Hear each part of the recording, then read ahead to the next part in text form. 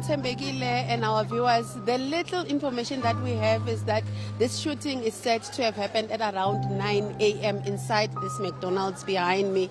And it's understood that the three deceased are all businessmen who operate businesses in and around this area, Tembekile. Since then, my colleague will show you just a bit shops that operate here. You understand, this is the busiest mall in Rahima Musa Street, and there's a lot of informal trading happening. But let me bring in somebody who's quite familiar with this, that what councillor in this area, Stembiso Hlatshwayo. Councillor Hlatshwayo, thank you so much for your time. Just take us through the details of what happened. We understand 3 business people were shot and killed. What actually happened?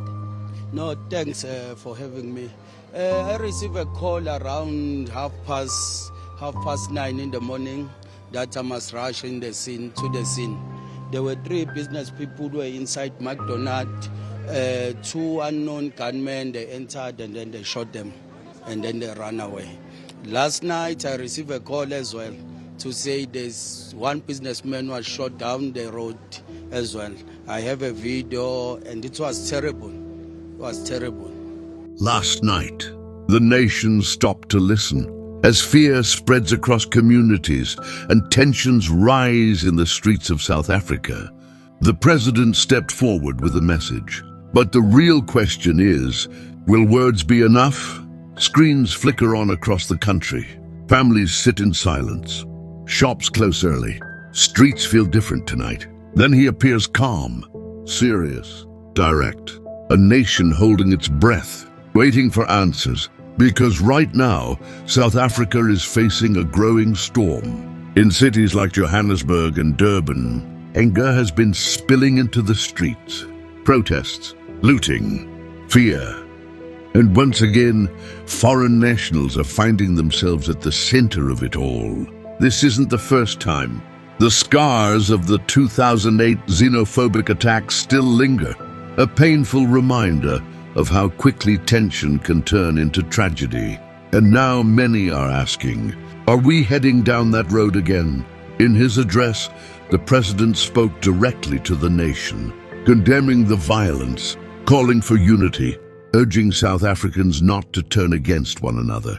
He reminded citizens of a powerful truth, that this nation was built on solidarity, not division. That in the past, other African countries stood with South Africa in its darkest moments. Never allow the legitimate concerns of our communities about illegal migration to breed prejudice and hatred towards our fellow Africans. We should not allow that to happen.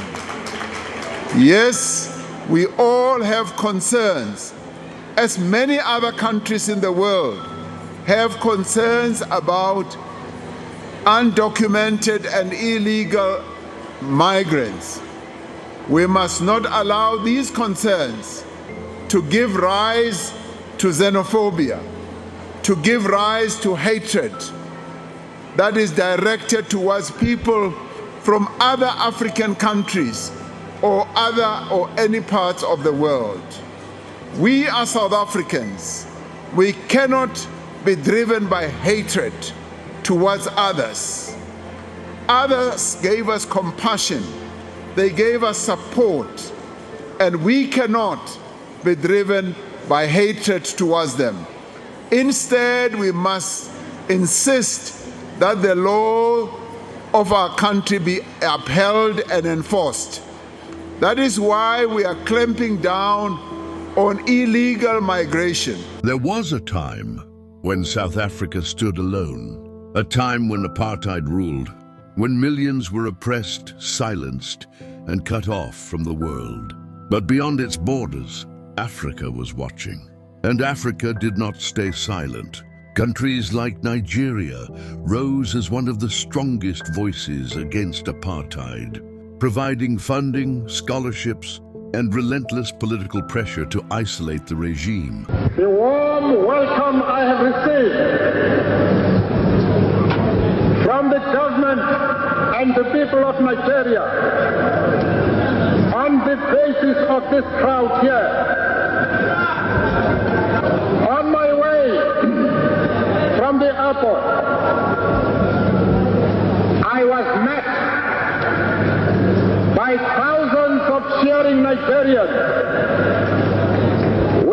convinced me that I was not only among friends, but I had come home. I was lost here in Nigeria in April 1962. Equally important, as you know, I have been in prison for 27 years.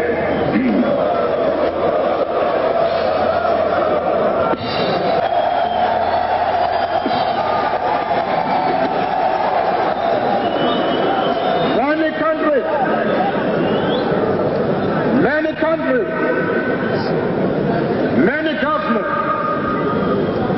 many organizations, many individuals called for my release. Loudest in that call was the government and people of Nigeria.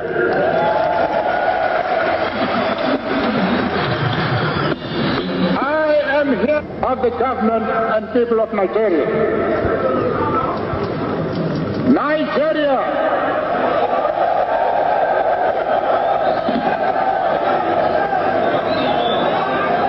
has given us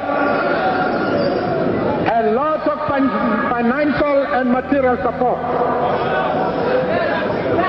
They have assisted us not only in the form of funds, and in that respect, they have been among the most generous donors to our coffers.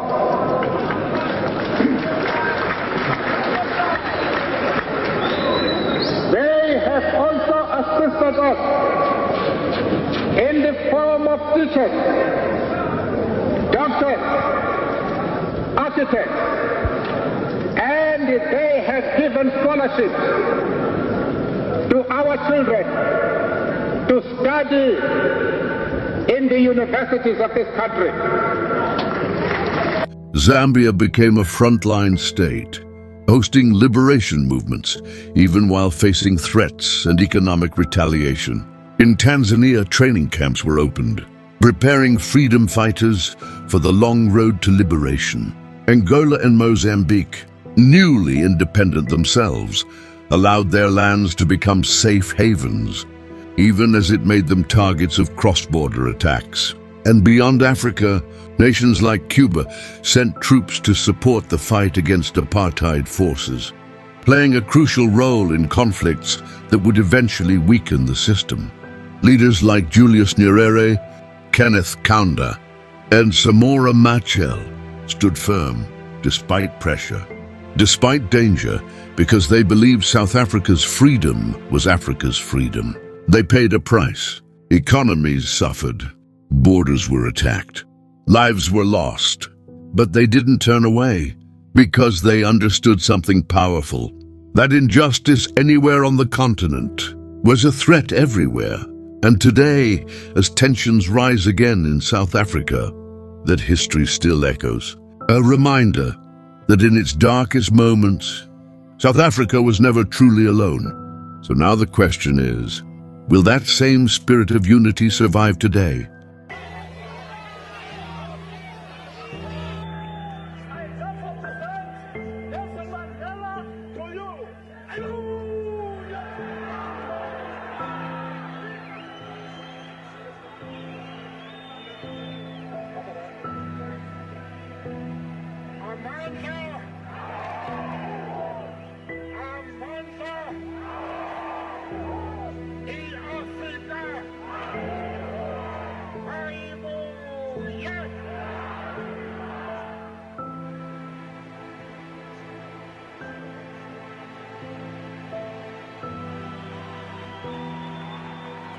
And today, all of us are free, but we now need to work harder so that all of us can enjoy the real fruits of the freedom we struggle for. This freedom does not belong to one party. It does not belong to one generation. it belongs to all the people of South Africa, past, present, and future. So let us protect it. Let us uphold this freedom. Let us live by it. And so, as we reflect on how far we have come, we, all of us, need to look to the future that we must build together, remembering that the freedom we enjoy today was never handed to us. It was fought for by our people and secured forever by our Constitution. And now, he says, it's time to remember that history. But outside those screens, the reality feels different. For many foreign nationals, fear hasn't disappeared. Shops remain closed, families remain cautious, and uncertainty still hangs in the air. Because speeches can inspire, but they don't always stop what's already in motion. At the heart of this crisis is something deeper: rising unemployment, economic pressure, frustration that's been building for years. And when hope feels out of reach, people look for someone to blame. A shop owner who's afraid to reopen, a worker who now avoids speaking in public, a family wondering if they still belong. These are the quiet stories that don't always make headlines. So now the country stands at a turning point. The president has spoken. The message has been delivered. But what happens next depends on the people. Will unity win over division, or will fear continue to spread? Because in moments like this, a nation doesn't just listen to words, it shows who it truly is. What do you think about the president's message?